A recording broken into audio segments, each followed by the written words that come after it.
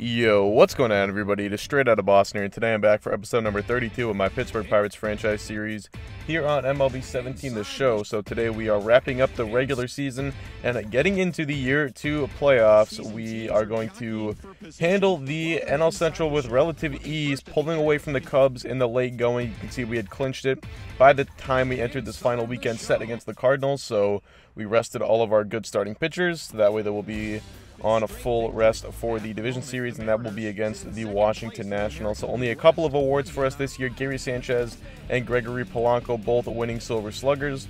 And then we're going to take a look at the NL WAR leaderboards for both pitchers and batters. You see a couple Pirates there towards the top. Tanaka, DeGrom, and Cole all in the top 25, which is not too bad, but our highest was only Tanaka at, I think, 16 or 19, so not too great, not too high-end, but we did have 3 guys in the top 25, which is pretty good.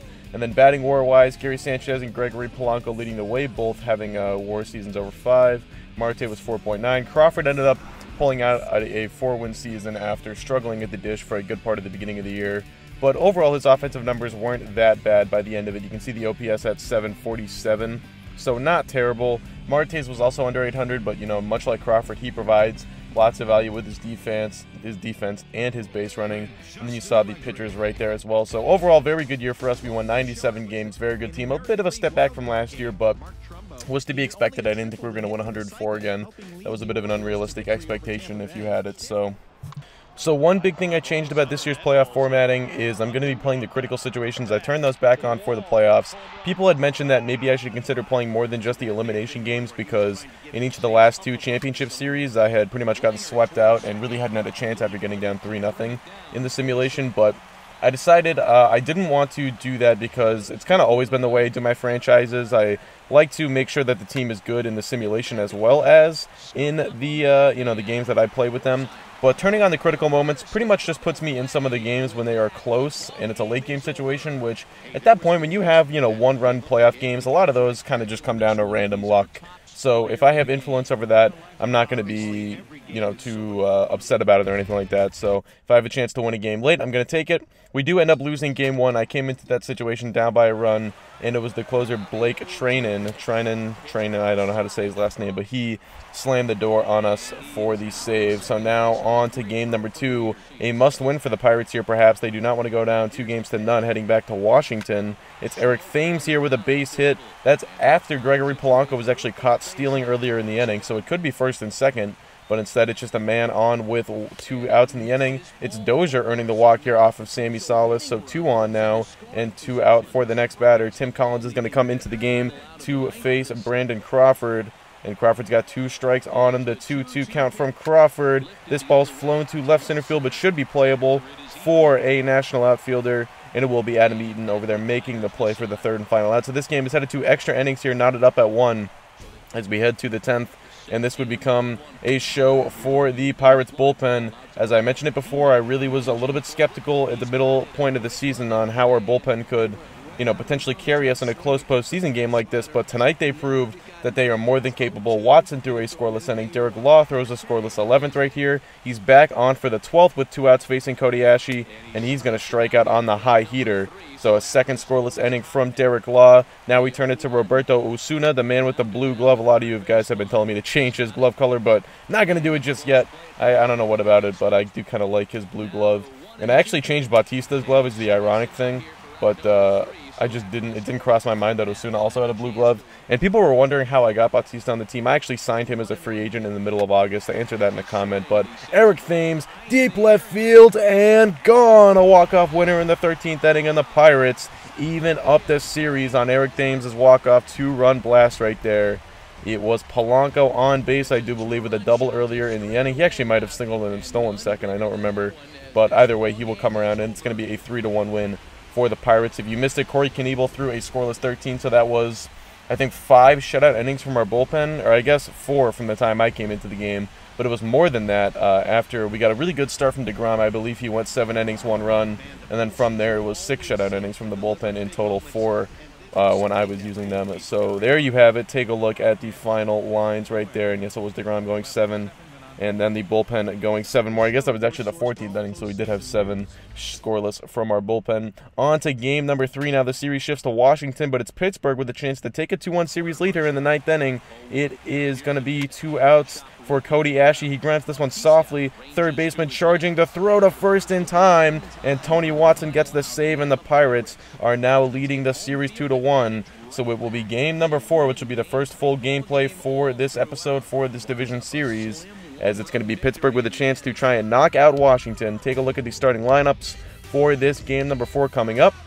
Standard stuff there out of Pittsburgh, and looks like pretty similar standardness from Washington here, as they have their backs against the wall. To recap, here are how the first 3 games went. 2 games were decided by 1 run, and the other was decided on a walk-off 2-run homer, so a very close series so far. But Gary Sanchez trying to change that in the first inning, as he hits that one deep to right field, but Marte kind of gets caught up trying to get the second there. That was some bad base running on my part, so it's going to be a very long single. First and second after Eric Thames with 1 out facing the Washington starter Matt Wiesler, and Thames goes the other way just like we saw him do the other night on his home run. That's going to go for extra bases. 1-run score. Sanchez is going to try and come around and score, but the relay is going to be in plenty of time to get Sanchez at the plate, so only 1 run scores on the play. But that does give the Pirates their first lead of the evening. Now it's Dozier up with 2 outs. He's going to ground this one pretty softly. Runner coming home. The throw is going to go to home. Even though there were 2 outs, the pitcher Wiesler, deciding he didn't have a chance to get Dozier at first, tries to go home with it. But the throw is not in time, so Thames scores on the plate. It's 2-0 Pittsburgh. Crawford is the next man up. He flies one to left field, and this will be caught for the 3rd and final out of the inning.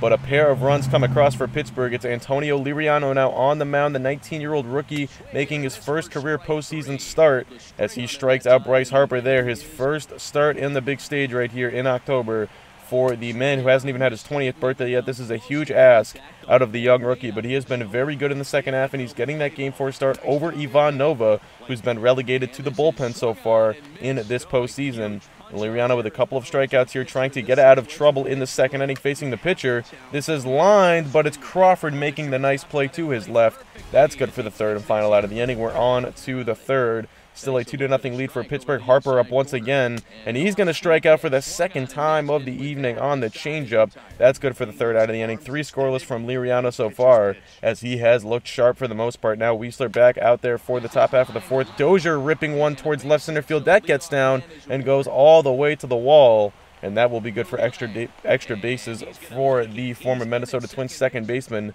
turned Pittsburgh Pirate in the offseason. Now after Crawford singled its 1st and 3rd, Vigna going the other way with it. That's going to be tracked down by Harper in right field. Well struck and deep enough to score the runner from 3rd. That makes it 3-0 Pittsburgh now.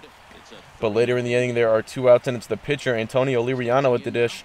First pitch of the AB. He goes the other way with it, slapping that one into right field. That's good for a base hit. So that will extend the inning now. 2 on and 2 out for Starling Marte. He's got a full count. Runners forgetting to take off apparently. But this one is bobbled by Rendon at 3rd. The throw will go to 1st. Everyone's going to be safe. Perhaps if the runners were going, maybe the man from 2nd could have scored, Austin Meadows. But instead the bases will be loaded for Gregory Polanco, who's going to rip this one to deep right field. Back and gone. A grand slam for Gregory Polanco. Upper deck shot. He blasts this game open. 7-0 Pittsburgh. Wiesler hangs a curveball, and Polanco does not miss. He gets absolutely all of it and crushes it 413 feet to right field for the upper deck grand slam home run. And now the Pirates with a 7-run lead, and Liriano going back to work right here with the strikeout on the slider.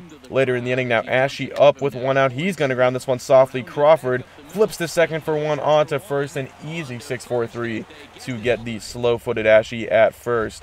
Bottom 5 now, Logan Forsythe up. He goes down on the hard-biting slider, dipping down out of the zone right there from Liriano. 2 down in the inning for Rendon. He hits this one pretty well to center. Marte tracking, and once again, Marte showing the value of having an elite defensive center fielder, as although he is not the greatest fielder in real life, I think his reputation might be a little bit better than the reality, at least according to some advanced metrics. Still, he is very good at defense in this game, and He's been a huge asset for us throughout all 3 seasons. So a sacrifice bunt gets the man to second with 2 outs for Marte, who goes the other way with this one into the right field corner. That gets down. That will be good for extra bases. Runner coming around to score. So although maybe if Marte gets that exact same hit, the runner probably scores from first anyway. The decision to sacrifice with Liriano does work out. Now the next man up is Polanco. He bloops one out towards shallow center field. Second baseman going after it. Does not make the play. It falls in front of Eden. And that is going to be good for an RBI double as Polanco dives head first into second base. Marte scores, and it's 9-0 Pittsburgh. Now the next batter is Gary Sanchez with 2 outs. He grounds one to the third baseman, Rendon, eating this one up, and he will throw it to first base in time. So finally Washington out of the inning, but it's a 9-0 Pittsburgh now. Murphy up later for Washington. That's a diving stop by Crawford, preventing that ball to getting from the outfield. But the runner still goes to third base, so it's going to be first and third anyway with no one out. And it's Danny Valencia at the dish. He hits one towards left field. That's going to get down for a base hit, and that will go for the first run of the afternoon, or of the evening, for Washington. They get on the board now. 9-1 is the score. Forsythe is the next man up with second and third. He hits this one to right field. That is going to be caught by Meadows. Throw coming home, and it is in time. An inning-ending double play. Austin Meadows with a big out on the outfield assist. And that gets Liriano out of the 6th. Onto the 7th he goes, striking out Matt Wieters with a fastball right down the middle for the out. Now 2 down for Adam Eaton. Pitch number 108 in the evening, and that's going to go down the left field line for a base hit. Polanco over to cut it off. Eaton's got the wheels, but he will stay at first. Either way, that was pitch number 108, so that will do it for Liriano. His night is done. 6 2/3 so far. Still responsible for the man at first, but it's Josh Tomlin up next facing Rendon, and Rendon striking out on the curveball. Tomlin out of the inning, and on to the 8th we go, still up by 8 runs. Valencia is the man up with 2 outs. Facing a 1-1 count, he grounds this one to the shortstop Crawford deep in the hole, but he's got that strong arm and gets the slow-footed Valencia for the 3rd out. Washington down to their final 3 outs of their season. 2 outs in the 9th now. Wieters up, 0-2 count, strike 3, looking on the changeup, and that does it. The Pittsburgh Pirates are moving on to the National League Championship Series for the 3rd consecutive season. They defeat the Washington Nationals 3-1 in the division series. As this was a familiar foe, a team we've played in the playoffs before. We've had mixed results.